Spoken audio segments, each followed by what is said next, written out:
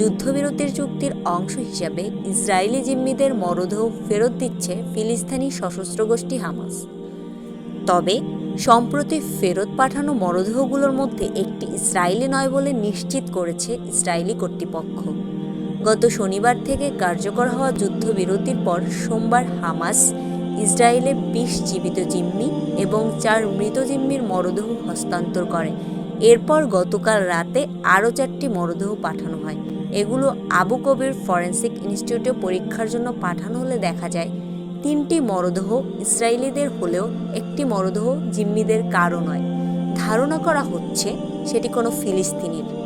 পরিচয় নিশ্চিত হওয়া মরদেহগুলো হলো staff sergeant Tamir Nimrodi, Uriel Baruch এবং ইতান লেভি।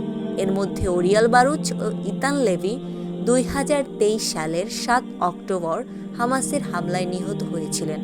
তাদের মরদেহ গাজায় নিয়ে যাওয়া হয়েছিল। অন্যদিকে তামির নিমরোদিকে জীবিত অবস্থায় বন্দী করেছিল হামাস, কিন্তু পরবর্তীতে ইসরায়েলি বাহিনীর হামলায় তার মৃত্যু হয়। এরপর তার মরদেহ হামাস সংরক্ষণ করে রেখেছিল। এ পর্যন্ত হামাস মোট ৭ জন ইসরায়েলি জিম্মির মরদেহ ফেরত দিয়েছে।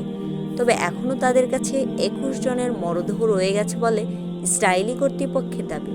এর মধ্যে অন্তত ৭ থেকে ৯ জনের মরদেহ আর কখনো উদ্ধার করা সম্ভব নাও হতে পারে, কারণ যারা তাদের দাফন করেছিলেন সেই হামাস যোদ্ধা ও কমান্ডাররা ইতিমধ্যেই ইসরায়েলি হামলায় নিহত হয়েছেন। সূত্র টাইমস অফ ইসরায়েল।